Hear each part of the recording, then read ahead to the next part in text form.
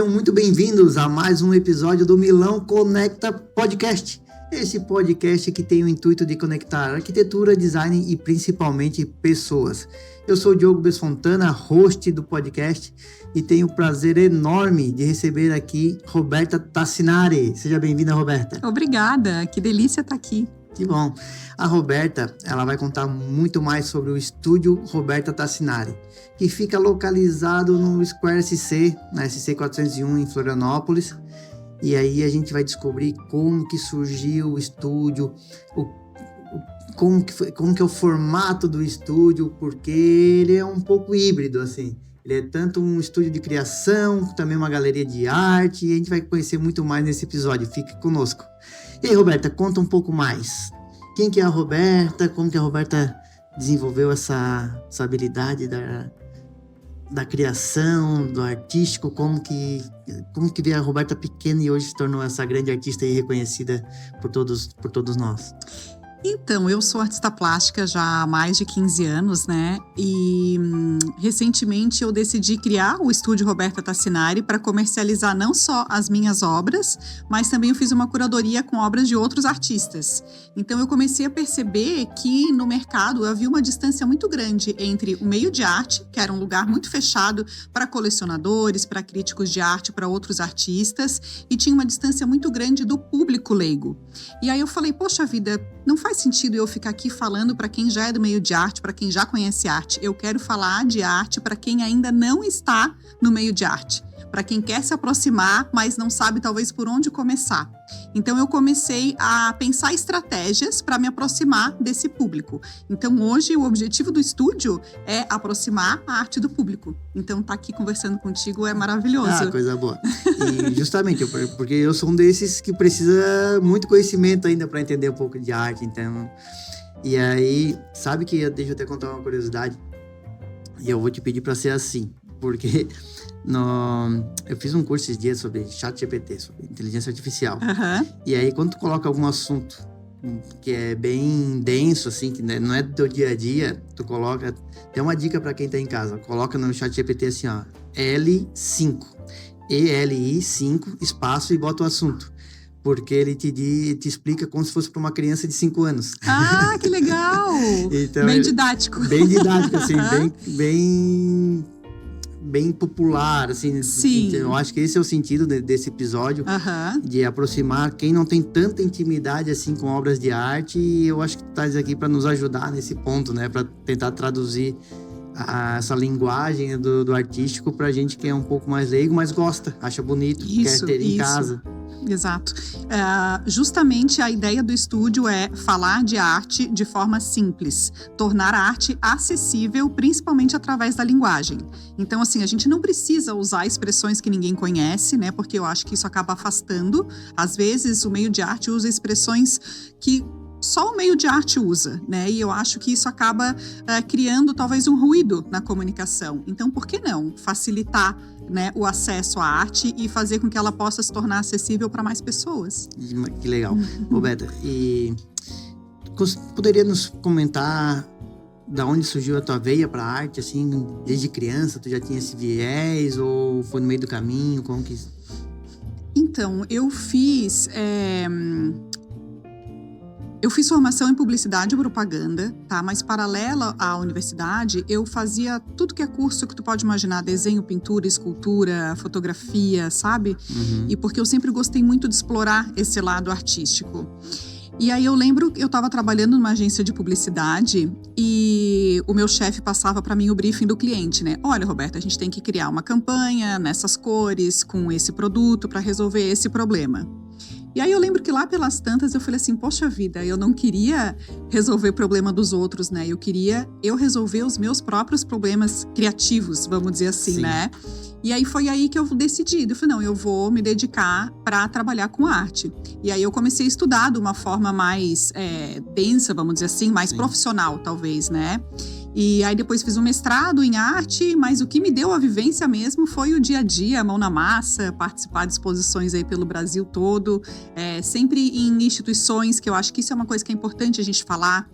pouca gente sabe, né? Quem não é do meio de arte não sabe que existe um circuito profissional de arte, vamos dizer assim. Existem vários circuitos de arte, né? Um não exclui o outro, são formas diferentes de agir.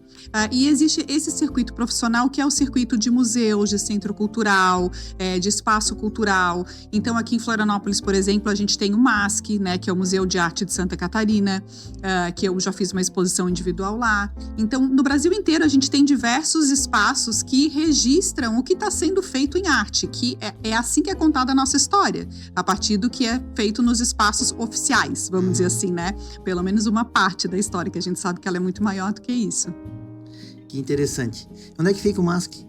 Fica no SIC, ali na rótula sabe, ali daquele elevado ali. Sim, na claro. Trindade. Isso, fica ali dentro do SIC. O SIC é o Centro Integrado de Cultura. Então tem teatro, tem música, tem oficinas, que eu já fiz todas ali que tu pode imaginar.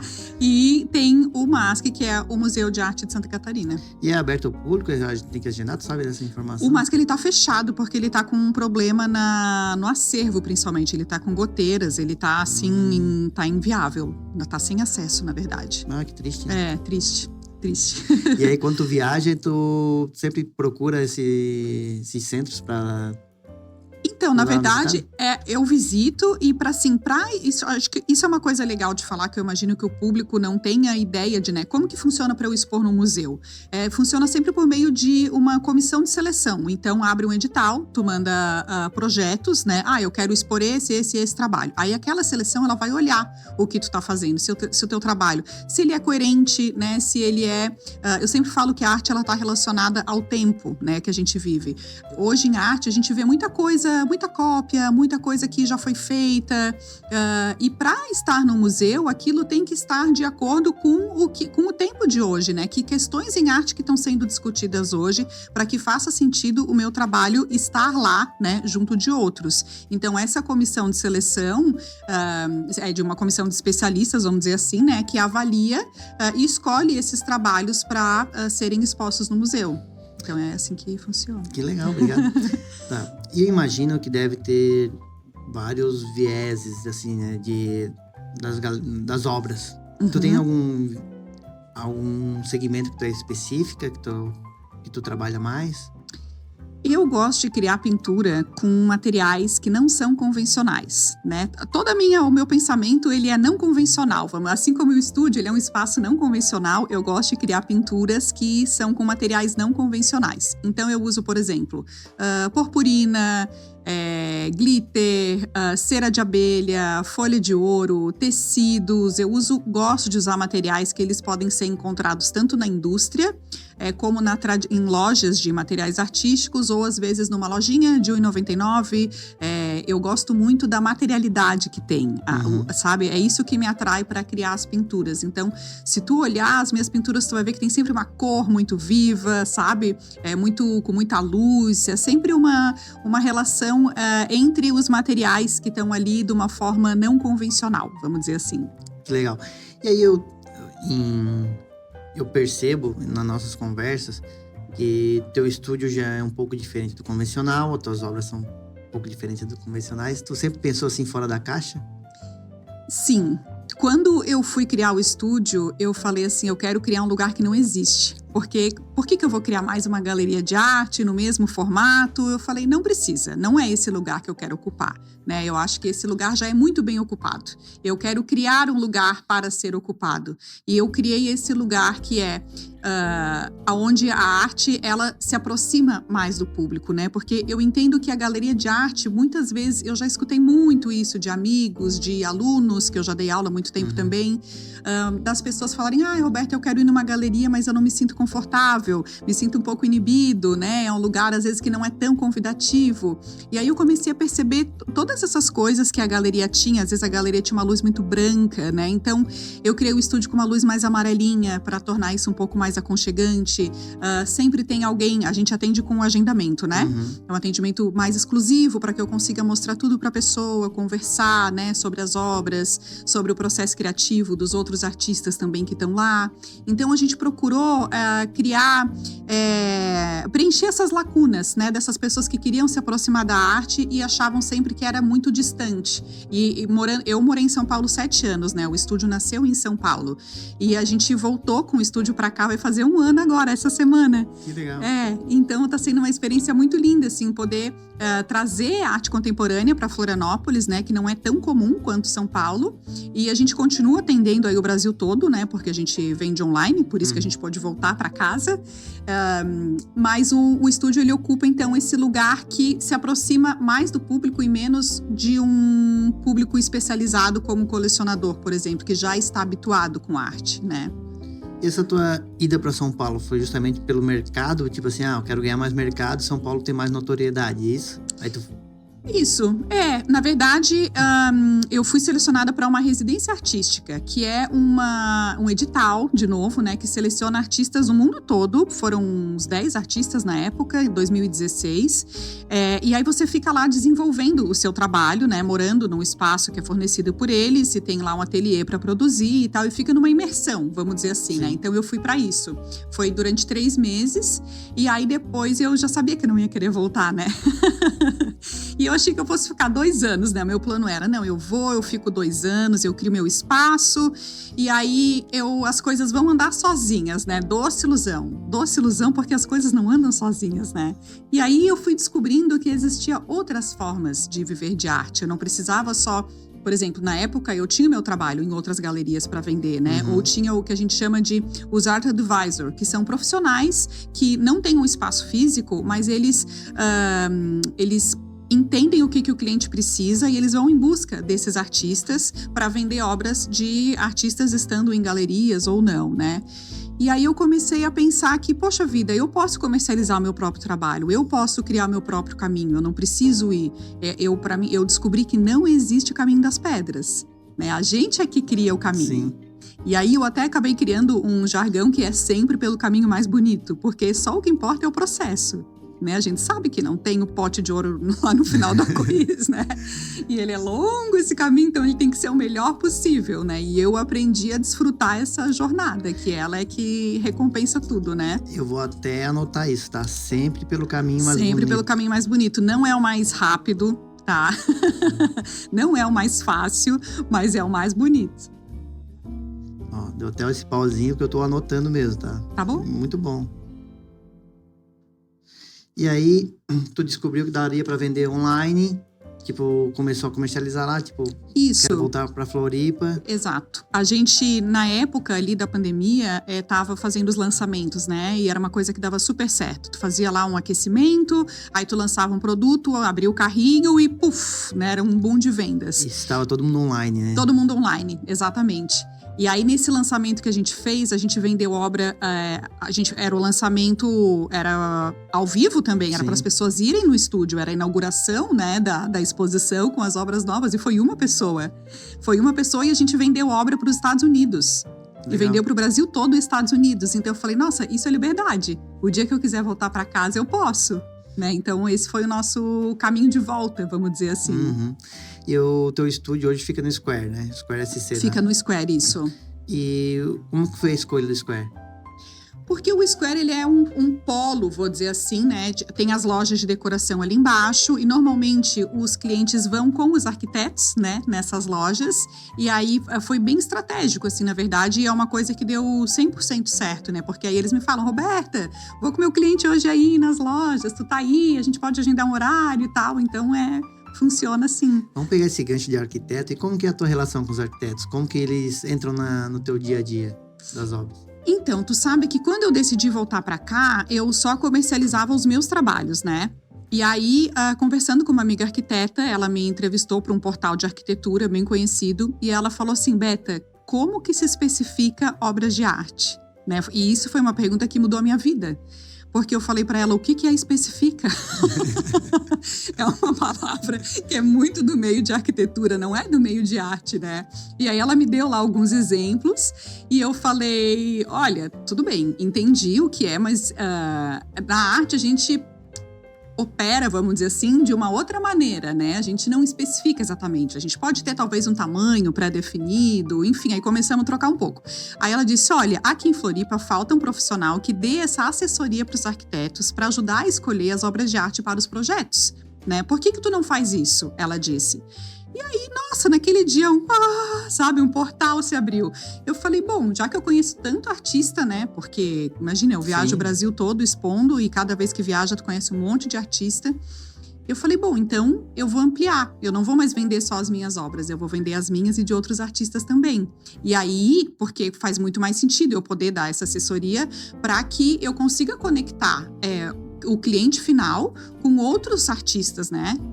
E aí todo mundo ganha. Então foi uma decisão maravilhosa, né? Que eu comecei a fazer essa busca por outros artistas. Então a gente tem artistas do interior do estado, que eu fiz questão de não olhar só para os grandes centros. Não fazia sentido vir para Floripa e trazer os artistas que eu conheci em São Paulo para Floripa, né? Então eu falei, poxa, uma coisa que eu gosto é olhar para onde ninguém está olhando. Né? Eu acho que isso amplia a nossa forma de pensar. Então, a gente tem artistas do interior do estado, tem artistas do interior do Paraná, tem artistas mais consagrados, com uma carreira mais estabelecida em São Paulo também.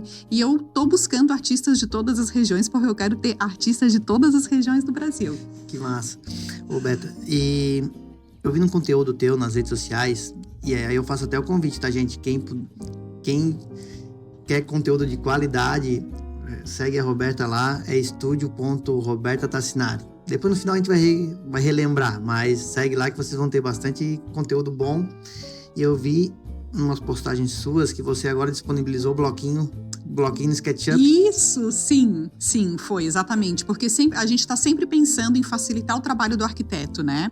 E aí os arquitetos começaram a me falar assim, Beta, eu boto lá uma imagem meramente ilustrativa, tá, no projeto, chega no final o cliente quer aquilo. E aí eu falei, é sério isso? Tá, então, meu Deus, os seus problemas acabaram e os meus também. Porque eu vou modelar as obras, né? Criar os bloquinhos para disponibilizar.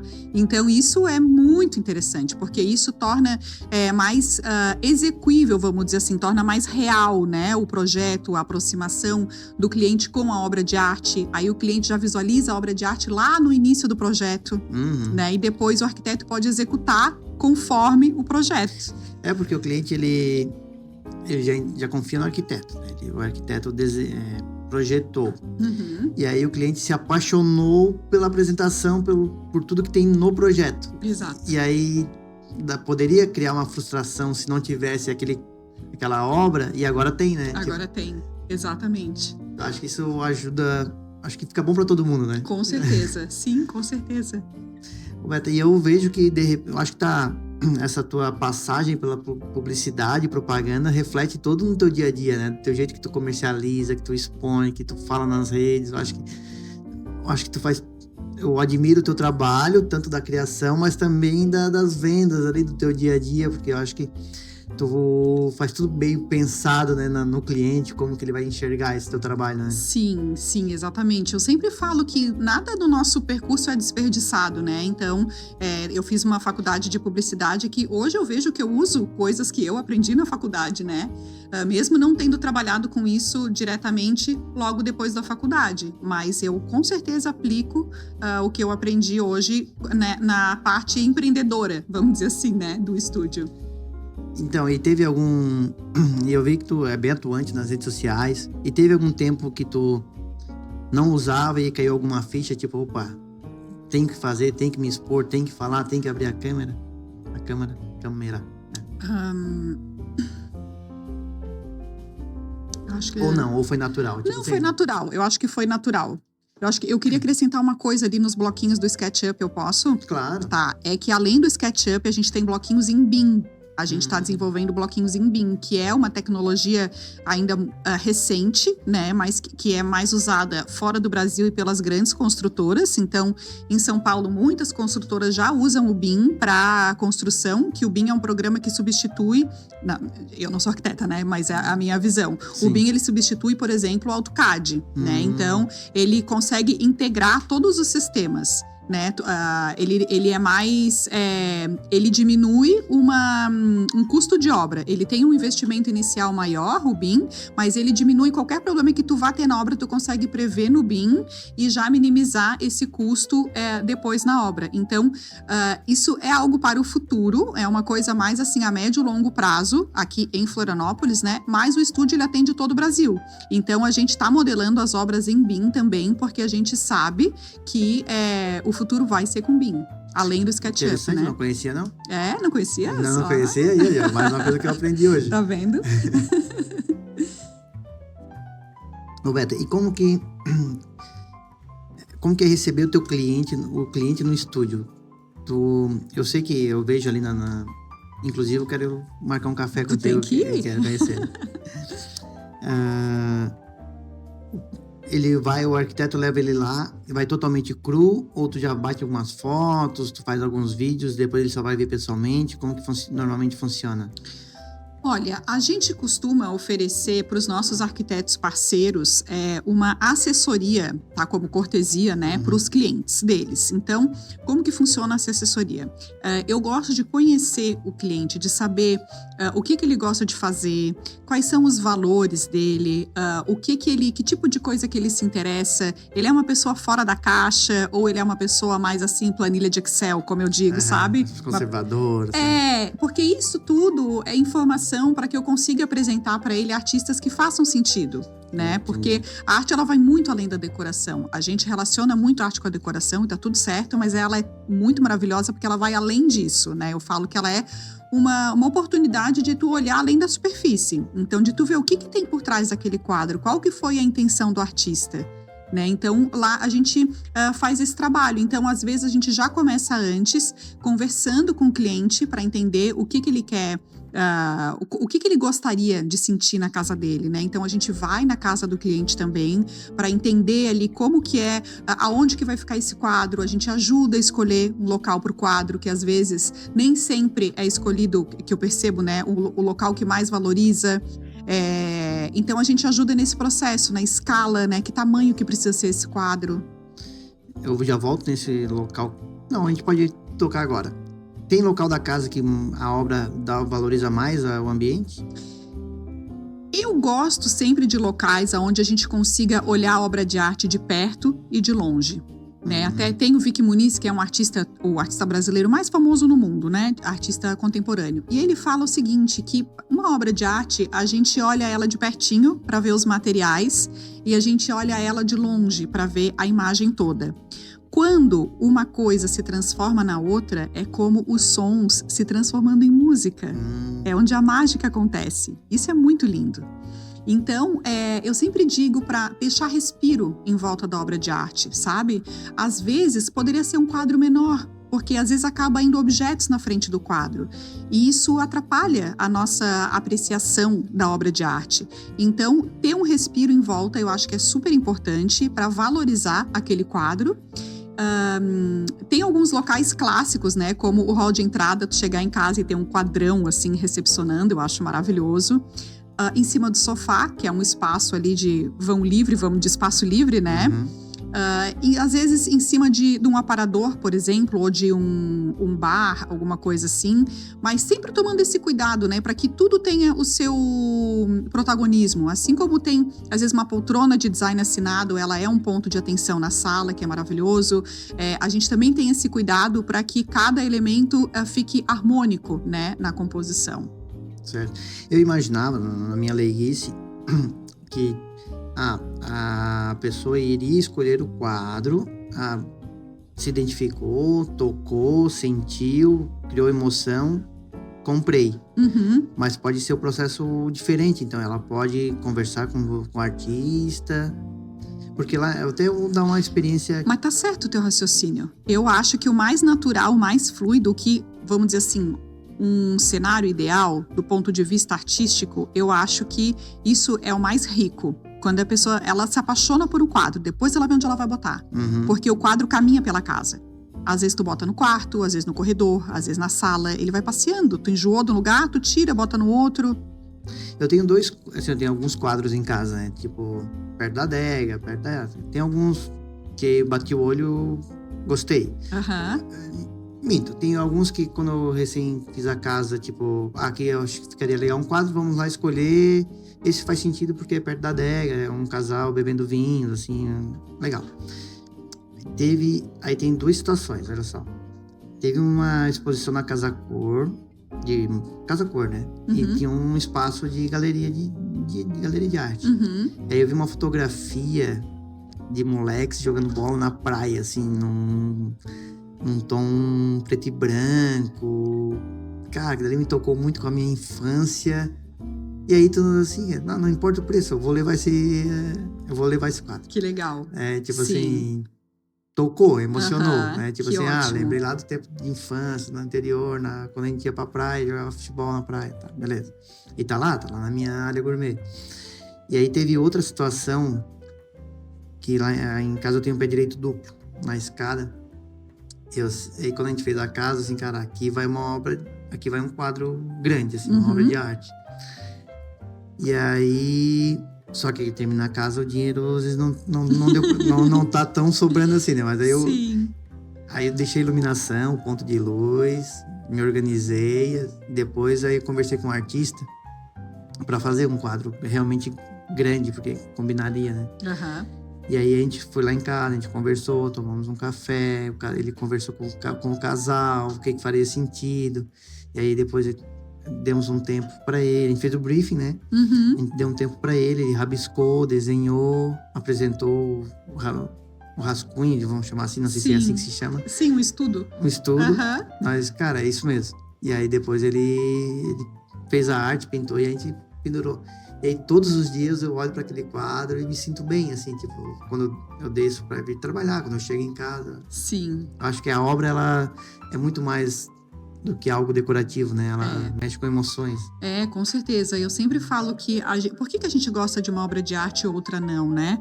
Porque a obra de arte, ela se relaciona com o nosso repertório, né? De alguma forma, a gente se reconhece naquela obra, né? Porque ela conta algo sobre a gente. Eu acho que por isso que é tão bonito esse encontro, né? Então, tu se relacionou com os meninos jogando futebol, claro, é uma memória de infância que tu tem, é perfeitamente natural que isso aconteça, é bonito, né? Tá com um olhar sensível para perceber isso.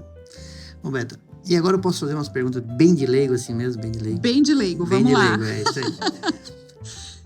Por que um quadro vale muito mais, a precificação dele, assim, muito mais do que de outro artista, do quadro do mesmo tamanho? E aí, quero que se tu pudesse esclarecer pra gente, se é raridade, se é técnica, por que paga-se num quadro 2 milhões, e muita gente não entende? Então, o que acontece, né? Existem várias formas de precificar um trabalho de arte. Uma dessas formas é fazer um metro linear do artista, tá? Metro linear ou metro quadrado, tá? É uma forma bastante usada entre os artistas. Aí, o que acontece? Quando o artista ele é jovem, ele tá começando, ele não tem currículo ainda, ele não expôs, ele não ganhou prêmios, ele tá começando.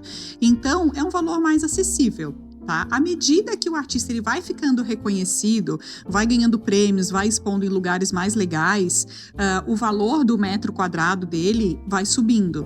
Tá? E aí, isso às vezes começa a ganhar proporções que é fora do que a gente está acostumado a entender o quanto custa as coisas, né? Sim. Então isso, por exemplo, se um artista ele é comprado por Inhotim, o Inhotim é um museu de arte contemporânea a céu aberto em Minas Gerais, né? Então ele tem lá algumas obras de alguns artistas. Quando o artista ele passa a fazer parte do acervo de Inhotim, por exemplo, o valor dele pode dobrar no mercado, entende? Porque aquilo é como se fosse um super reconhecimento do trabalho dele. E aí, assim, tem outras escalas, entende? Então, ele vai galgando mais espaços, vamos dizer assim, e o valor vai subindo cada vez mais. É por isso que se torna, às vezes, inacessível. E acontece, tipo, de repente surgir um jovem talento, alguém está de olho ou observa que realmente essa é uma revelação, vou comprar essa obra e vou aguardar porque ela vai valorizar? Olha, tem uma pesquisa que fala que olhar para a arte como um investimento é um baixo ativo que se fala? Sim. né? Porque é uma coisa que demora para ter retorno e talvez não tenha. E assim, só 20% dos artistas continuam trabalhando com arte ao longo da sua trajetória. Muita gente desiste pelo caminho, né? Então, assim, eu acho que é um risco muito grande isso, porque não tem como saber, porque são variáveis externas ao trabalho. Isso é uma coisa que eu falo também, sabe? Isso que tu tá me perguntando, que é perfeitamente normal, isso é sobre o mercado de arte, não é sobre arte na essência. Sim. E lá no estúdio, por isso que às vezes eu falo, eu não sou uma galeria de arte, porque eu não tô preocupada com o mercado, eu tô preocupada com a essência do artista. Se aquele trabalho de fato é autoral, se é autêntico o que ele tá fazendo, sabe? Se de fato surpreende, se de fato emociona. Então, eu acho que isso, no fundo, é o que importa. Essas questões de valorizar um trabalho de arte, da forma como acontece, às vezes, como uma Beatriz Milhazes, por exemplo, que é uma artista que em dólar, né? Esses artistas que estão com valor super alto no mercado é sempre em dólar, porque eles participam de leilão internacional, então o valor é sempre em dólar. Eu acho que isso não é sobre o trabalho, isso é sobre o mercado. Né? Então, também é importante a gente ter claro isso. Não quer dizer que, de fato, o artista ele é tão melhor, a pesquisa dele é isso ou aquilo. Não, isso é sobre business, não é sobre arte, entende? Uhum. Entendi. São dois vieses que caminham lado a lado, mas isso. São dois pontos, duas posturas diferentes, né? Exatamente. Pode ser visto assim. Roberta, e a gente não precisa falar em valores aqui, né? Mas por tu teres o estúdio, né? Uhum. O arquiteto, quando ele vai te procurar, ele já fala em valores com o cliente ou ele já tem a leitura? Tipo, é possível passar uma faixa de investimento de uma obra de arte lá no estúdio da Roberta, de tanto a tanto? Sim. A gente, uma das propostas do estúdio é ter valores acessíveis, né? Então, a gente tem obras a partir de R$1.000, por exemplo. É uma coisa totalmente acessível, né? A gente tem obra de 25 mil também. Uhum. Então, é uma faixa que oscila, que varia bastante, né? E, às vezes, o arquiteto sabe quanto o cliente está disposto a gastar, mas eu também entendo que isso é uma compra que ela é muito emocional, né? É uma compra de, às vezes ela tem um tempo um pouco mais longo, né? É uma decisão que não é no impulso. Então, se a pessoa se apaixona por aquilo, se ela percebe aquilo como um desejo, ela quer ter em casa. Né? E aí o valor ele não influencia, não muda muito. Se é 5, se é 7, se é 10, para o cliente não muda. Né? O nosso perfil. Ainda mais que numa obra ele vai investir um valor gigante, né? A gente sabe que hoje em dia a construção civil... Isso. E aí é uma peça, é uma obra que vai ajudar ele no dia a dia, vai transformar um ambiente dele mais agradável para ele, para a família, e aí o valor ele vai se diluindo, digamos assim, né? Exatamente, porque é uma compra que ela não é provisória, não é algo que tu compra que tu, tudo bem, se daqui a pouco eu enjoar eu troco por outra coisa. Não, e tu vai, ao longo da vida, tu vai construindo o teu acervo. E tu pode se mudar de casa, tu pode se mudar de país, tu vai levar esse acervo junto contigo, né? Eu vejo que muita gente que às vezes mora num apartamento alugado, aí fala, quando eu tiver a minha casa, amor, a tua casa é hoje, onde tu mora. Não existe isso. Porque tu vai levar os quadros, as cadeiras, todo o mobiliário solto, tu vai levar, e as obras de arte também. E é isso que faz com que a gente se sinta em casa. É levar esses objetos pessoais para onde a gente mora, né? Onde a gente for morar. Então, isso vai carregando, vai fazendo parte da nossa história, contando um pouquinho da nossa história. Muito bom, gostei, porque imagina, porque tem muita gente que vive assim, quando, e nada, quando é hoje, né? É hoje, porque como tu falou, se dilui, né? Eu acho que é tu fazer uma compra assertiva. Eu sempre tenho uma teoria que é o menos, porém melhor. Eu sou muito a favor disso. Não precisa encher a casa de quadros, sabe? A minha casa não é cheia de quadro. Eu tenho quadros que são importantes para mim, né? Então, que foi uma compra pensada e que... quando eu olho para aquilo, eu falo, meu Deus, que coisa boa ter comprado esse quadro, sabe? Dá um orgulho danado, assim, de ter aquilo. Então, eu acho que eu entendo a compra como esse match, assim, sabe? Sim. Que dá com o quadro. É importante ter isso, não ter ali por ter. Eu acho que isso acaba dando um vazio, assim, não ajuda tu se conectar com aquele quadro, né? Muito bom. E qual que normalmente é o perfil do teu cliente, assim? Tipo, recém construíram ou já tem esse cliente de muitos anos, tem recompra? Como que funciona?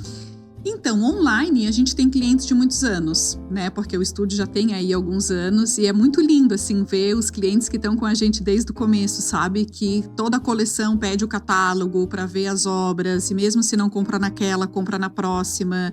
Então, é legal porque as pessoas vão se tornando colecionadores. É isso né? que eu ia perguntar, tipo assim, eles se apaixonam. Isso! E aí vão arranjando locais para colocar mais quadros. Exatamente. Eu tenho uma cliente que ela fala isso, né? Outro dia ela me viu falando sobre aonde colocar, qual o melhor lugar para colocar quadro em casa. Ela falou, Beta, eu arrumo parede. Isso aí, se não cabe mais na minha casa, eu arrumo a parede na casa de alguém, né? Então, assim, é muito legal porque tu vai adquirindo esse hábito e vendo que quão maravilhoso é tu ter algo em casa que realmente te emociona, né? Então, isso é um caminho sem volta, assim, eu falo que é um portal, né? Tu atravessa aquele portal, tu não volta mais. E aí existe esse cliente que Isso, recompra. Isso, e tem aqui, por exemplo, aqui em Florianópolis, como a gente está aqui há 1 ano, né, e a gente está dando essa assessoria para arquitetos, então aqui a gente tem clientes mais recentes, né, que em geral são clientes que estão fazendo uma reforma, terminando, estão cuidando da sua casa, né, então tem esse carinho, tem esse capricho, e aí tá normalmente no final da obra. Então, assim, terminou a marcenaria, né? Aí o arquiteto vem conversar comigo e aí eu já ofereço os quadros, já tentando entender o perfil do cliente. Aí a gente faz essa assessoria com o cliente, porque eu acho que tu chegar assim no cliente com vários quadros não é isso. Meu trabalho não é isso, sabe? E fazer com que a pessoa escolha algum quadro, não é isso que eu quero. Eu quero que a pessoa se transforme de alguma maneira, sabe? Que ela entenda que ali tem uma oportunidade para tu ter um momento de contemplação no teu dia. Tem algo que eu gosto muito, que é o seguinte, a arte, ela coloca a gente no presente. É tão difícil a gente estar no presente, porque ou a gente está pensando no que a gente fez, né? Se falou certo, se fez certo, ou no que a gente vai fazer depois aqui do podcast. E o presente, ele é aquela brechinha, né? Uns instantes, uns segundos. Então, assim, a obra de arte, ela te proporciona isso, né? Proporciona tu tá descansando. Chegou em casa do trabalho e tu tá descansando, tu tá tomando um vinho, tu tá relaxando e tu tá olhando para aquela coisa maravilhosa que tu comprou, sabe? Então, acho que é para isso que serve a arte. Esse momento de contemplação, ele vive esse momento e aí até mesmo ele pensa, né? E a volta, tipo assim, contemplando, ele dá uma, tipo assim, uma viajada no bom sentido, né? Isso, porque tem até um pensamento que eu gosto muito, que fala assim que as pessoas que têm um dia muito corrido, um dia muito agitado, ela tem uma vida racional, ela não tem espaço para uma vida contemplativa. E aí essa pessoa, ela não vive porque ela nunca está no presente. Ela sempre acha que a felicidade dela está no futuro, que ela precisa comprar um carro para ter mais felicidade. Ela vai se mudar para um lugar melhor, daí lá ela vai conseguir ser mais feliz do que o lugar onde ela está. E a gente sabe que não é isso, né? E eu acho que a arte tira a gente dessa vida racional e coloca a gente na vida contemplativa. E aí é que a gente consegue ficar no momento presente, aonde de fato acontece a vida. E acontece às vezes no atendimento que tu dá essa conversada com eles, não? Converso, e é lindo de ver as pessoas que estão abertas para essa troca, porque nem todo mundo tá, né? As pessoas, elas têm dificuldades de olhar para dentro, né? A gente olha para fora, a gente quer ser melhor que o outro, né? A gente às vezes se compara com o outro, mas as pessoas às vezes têm dificuldade de olhar para dentro, para se conhecer, para saber o que gosta, para saber as suas escolhas. Então, na conversa com o cliente, eu tento entender como que é o perfil desse cliente, né? Quão aberto ele tá para se abrir para mim, para que eu consiga oferecer opções que vão de fato dialogar com ele. Eu vejo que o teu estúdio, ele tem as obras e tem o teu jeitão de... Teu jeito de... Meu jeitão mesmo, pode falar. De criar, ali tá tudo meio assim, tudo acontecendo ao mesmo tempo. Né? Isso, então, tem uma coisa que eu gosto de pensar que seja tão diferente quanto possível, né? Porque já que a gente não é uma galeria convencional, quão diferente eu posso ser de uma galeria, porque não faz sentido para mim tentar ficar parecendo com uma galeria. Eu não sou isso, eu não quero ser isso, né? Então, um espaço que ele tá sempre em movimento, tá sempre em transformação. Então, como a gente tem um giro grande de obras, né, de venda de obras, a parede tá sempre em transformação. Então, os quadros não estão alinhados, porque entra um, sai outro, né? Eu vou criando composições que estão desalinhadas porque é um espaço vivo, né? Tá sempre se transformando. E aí, os quadros dos outros artistas que estão lá, como que tu faz essa seleção? Quem que está expondo lá? São teus amigos? Ou como que funciona? Então, é um processo muito lindo, assim, porque eu fiquei, desde que a gente voltou para Floripa, né, eu comecei a fazer essa pesquisa para ver quais artistas eu ia ter no estúdio. E claro, eu tenho um repertório de arte, eu não entendo tudo de arte, eu entendo, né, um espaço ali. E são artistas que, de certa forma, se relacionam com o meu trabalho. Eu sempre falo que o artista ele é um pesquisador. E isso não tem nada a ver com mestrado e doutorado, universidade, não é isso. Mas é uma pesquisa poética, né? Então, todo artista, ele passa uma vida inteira envolvido ali numa pesquisa poética. Então, eu acabo escolhendo artistas que, de alguma forma, se relacionam com a minha poética, né? E eles também se relacionam entre si. Então, essa aproximação é muito bonita, de tu criar uma composição com 2 artistas que trabalham com desenho, por exemplo, de uma forma muito diferente. Mas quando tu cria essa aproximação, tu enxerga, isso aqui é sobre desenho, né? Que o elemento principal do desenho é a linha. Esses 2 artistas usam a linha de formas muito distintas. Então, é assim que as relações vão se criando. Aí tu vai fazendo convite para eles... Vou fazendo convite agora, para minha maravilhosa surpresa, assim, os artistas que eu admiro estão entrando em contato comigo, querendo fazer parte do acervo do estúdio. Para mim é maravilhoso, assim, Daqui sabe? Daqui a pouco o estúdio tá pequeno. Tá pequeno, tá pequeno. E quem queira conhecer o estúdio? Manda direct no Instagram, como é que faz para conversar? Pode mandar direct ali no WhatsApp, na bio tem o meu WhatsApp também, né? Sou eu que falo, sou eu que respondo. Para mim é muito importante esse contato 1 a 1, né? A gente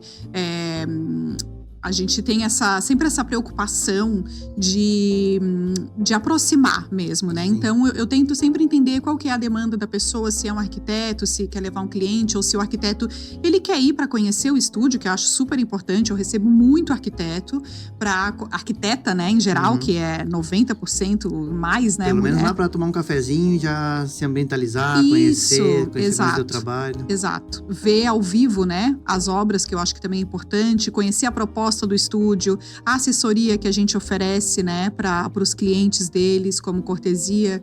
Eu acho que esse processo é super importante. E a gente também recebe o cliente final, que tu tinhas perguntado antes, né? E assim, sempre quando o cliente sai de lá, ele compra quadro e tal, a gente pede uma avaliação no Google, né? Sim. E esses dias eu fui ler as avaliações, assim, é muito lindo porque tem várias coisas em comum entre elas, né? E ali os clientes sempre falam que é uma experiência que nutre a alma. Então, assim, nossa, é pra isso que eu vim, sabe? E as pessoas saem de lá nutridas, assim. Acho muito gostoso. Imagina, porque eles estão, acho que a maioria, né, em fase final de obra, né? Isso, também. E aí, a obra a gente sabe que tem todo aquele desgaste normalmente e tal, os momentos de perrengue, de estresse. E aí vai no estúdio, já tira ele daqueles ambientes, já começa a viver um pouco mais a casa. Isso. Eu falo que assim, que a minha parte é a sobremesa, sabe? A melhor parte. Então, assim, tu já passou a entrada, né? Prato principal, e aí às vezes tu tem que dar um tempinho pra sobremesa, mas também tem que saborear devagar, né? Contemplando também aquilo. Muito boa essa analogia. É boa, né? E eu falo assim, a sobremesa, ela é indispensável? Assim, um quadro é indispensável? Talvez, mas se tem sobremesa na refeição, ela é muito melhor. Então, quando tem uma obra de arte, é muito melhor. Verdade, gostei da analogia. É boa, né? Ô, Roberta, e agora a gente quer saber um pouco mais da Roberta CPF, pessoa física. CPF. Tá. O que a Roberta gosta de fazer? Quais seus hobbies? Deixa eu ver. O que curte final de semana? Eu gosto muito de descobrir lugares aqui em Floripa, sabe? Como eu voltei faz 1 ano e meio, mais ou menos, redescobrir a ilha, pra mim, é maravilhoso. Então, outro dia eu fui no Pontal da Daniela. Tu já foi no Pontal da Daniela? Ainda não. Aí, tá vendo? Aí, ó. Tem muito lugar maravilhoso que a gente não conhece, né? Então, eu tenho essa sede, essa necessidade de ir em lugares que são pouco explorados, vamos dizer assim, né? De caminhar. E uma coisa que eu gosto muito de fazer mas eu falo assim, eu vou entrar aqui nessa rua pra ver onde vai dar, sabe? Porque é o que eu te falo, é o caminho mais bonito, é o percurso. Não importa onde vai dar, eu quero ver o que tem ali. E às vezes fazer um caminho diferente, sabe? Eu gosto muito de fazer caminho diferente pra ir pro trabalho. Eu fico muito entediada de fazer o mesmo caminho todos os dias. Isso te ajuda na criatividade? Ah, com certeza. Com certeza, porque tu ali naquele caminho diferente, tu vê uma coisa que tu não tinha visto antes, sabe? Tu vê uma paisagem diferente. E isso vai ampliando, né, a tua percepção para as coisas. E aí o trabalho de arte, ele vai... Eu tô nutrida para criar, né? E aí depois é uma via de mão dupla. Porque aí eu criei, me abasteci também daquilo e o meu olhar volta para a vida de uma forma generosa também. Que massa. E aí tu me quebrou, porque o Pontal da Daniela, eu conheço, não sou natural de Florianópolis, é no interior e tal, mas eu tentei já explorar bastante a ilha, fiz trilha pra caramba, aí tu me pergunta logo o que eu não conheço. É que eu também não conheci, quase ninguém vai lá. Né? E eu acho que tem outros lugares também. Eu gosto, às vezes, de descobrir uma padariazinha escondida, sabe? Tá passando e, vamos parar nessa padaria. Eu gosto, assim, essa coisa de explorar, sabe? Não precisa ser um mega evento. Eu acho que o que importa é o tempo de qualidade, né? O quanto tu tá curtindo aquele processo ali de descobrir uma coisa nova. Então, imagino que quando tu vai viajar, tu foge um pouco dos clichês e Nossa, total. E isso é uma pergunta que eu faço para os clientes, né? Para entender o perfil do cliente, para saber qual tipo de obra eu vou indicar.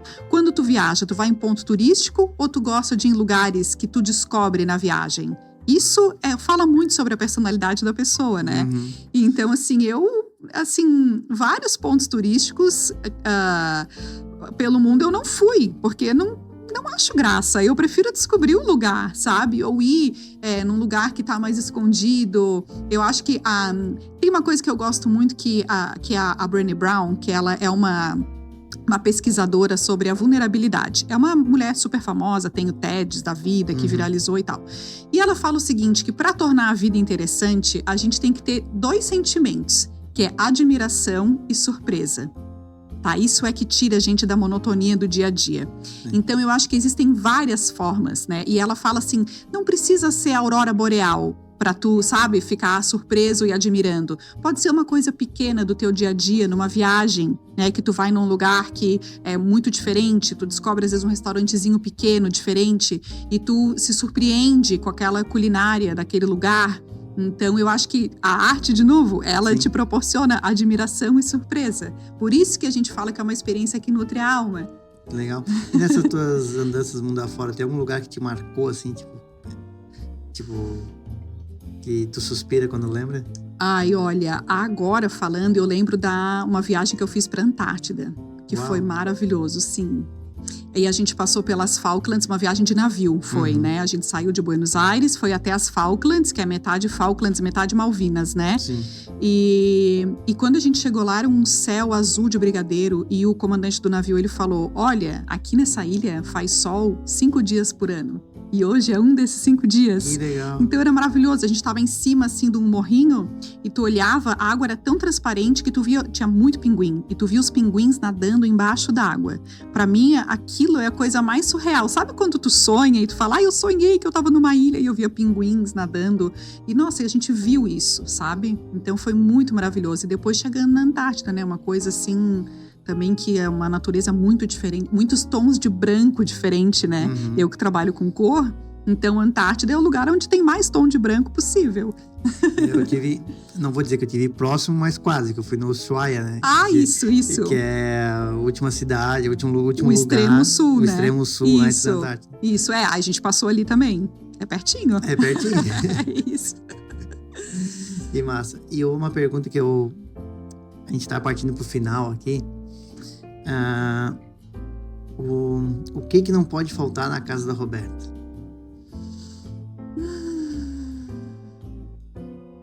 Obras de arte, Tem que ser obras de poxa! arte. Antes dela responder, eu pensei em obras de arte.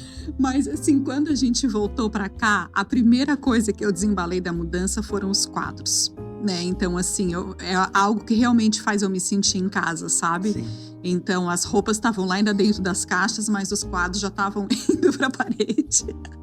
Então essa pergunta foi muito fácil. Foi fácil, né? Foi fácil. Mas uma coisa que não pode faltar na minha casa é silêncio. Ah, que legal. Eu gosto de acordar antes da casa, como eu digo, né? Que é antes do meu marido. E antes de ligar a televisão, antes de ter reels no celular, sabe? Silêncio. Ai, é uma coisa que pra mim é necessário. Sim. Então é tu e tu, tipo assim, meio que quase meditando ali. É isso, gosto de meditar também. Acho que ajuda, né, a dar uma centrada. Com Que legal. certeza. Quer deixar mais algum recadinho? Quero. Por favor. Hoje eu vim pra cá falando assim, ó, eu não posso sair de lá sem falar sobre repertório. Boa. Tá? Então é assim, ó, eu sempre falo, pra gente saber que uma coisa é melhor que a outra, a gente tem que ter um comparativo, pelo menos 2 coisas, né? Pelo menos. Então, quanto mais repertório a gente tem sobre aquilo, melhor escolhas a gente consegue fazer. Né? Porque se eu não tenho um comparativo, as minhas escolhas, elas se nivelam por baixo. Né? Eu sempre dou o exemplo do vinho da casa. Quando a gente é adolescente, tá na faculdade, né? E vai num restaurante com os amigos, a gente pede vinho da casa. Porque é o que a gente pode pagar e a gente não conhece nada de vinho, né? Concordo. Então tá docinho ali, tá gostoso, tá ótimo. Aí à medida que tu vai apurando o teu paladar e tu vai entendendo que o vinho, ele é melhor quando ele é um pouco mais adstringente, assim, né? Uhum. Tu não consegue mais tomar o vinho da casa. Isso é porque tu criou repertório com o vinho. Então, na arte acontece a mesma coisa. À medida que tu vai conhecendo o trabalho de outros artistas, que tu frequenta exposições, vê documentários no YouTube, lê entrevista, tu vai ampliando o teu repertório de arte e aí tu consegue fazer melhores escolhas para ter algo em casa que realmente te dê orgulho daquilo, porque tu escolheu, né? Tu comparou várias coisas e tu percebeu. Isso aqui é o que de fato toca o meu coração. Então, é muito importante ter repertório. Faz todo sentido. Todo sentido, né? Contribuiu bastante com essa tua última dica aí. Muito bom. Roberta, muito obrigado pelo teu tempo, por ter compartilhado conosco todo esse conhecimento aí de alguns anos de história, de trabalho com a arte. Eu espero que quem esteja nos ouvindo ou nos vendo, né? Porque tem tanto Spotify quanto YouTube, né? Chique demais. Chique demais. Estamos chiques. Chiques. E aí, então, quem esteja nos prestigiando aí, que tenha gostado, que tenha aprendido um pouco. E se queira saber mais sobre arte, sobre o estúdio da Roberta, tem um Instagram, @estudio.robertatassinari. Isso. Marca um cafezinho com ela, vai até o Square SC, ou acompanha nas redes lá. Faz chamada de vídeo também? Como é que funciona? Faço chamada de vídeo, bem lembrado, porque como a gente ficou com muitos clientes aí espalhados, né, pelo Brasil e fora do Brasil também, é algo que a gente tem feito bastante. A gente faz a agenda visita online, né? Então, só com aquela pessoa, né, para poder mostrar o estúdio mais de perto. Legal, tu para tudo, trava a agenda para se dedicar àquela ligação. Isso, eu deixo alguns horários na semana para conseguir fazer essas visitas online. Então, gente, isso é exclusividade, né? É muito bom, esse atendimento personalizado. E, Roberta, mais uma vez, muito obrigado. Eu que agradeço. Espero que logo, logo a gente possa estar conversando um pouco mais. Aí, quando eu entender um pouco mais de arte, eu venho com mais dúvidas. Mas arte não é para entender, é para sentir. Tá tudo que certo. Coisa boa. Então, mais uma frase que eu vou anotar. Arte não é para entender, arte é para sentir. Isso. A gente vai ficando por aqui. A gente pede encarecidamente aquele favor, né, de se inscrever no canal, @Milão Acabamentos. No Instagram, @MilãoConecta. E até a próxima, pessoal. Muito obrigado. Valeu!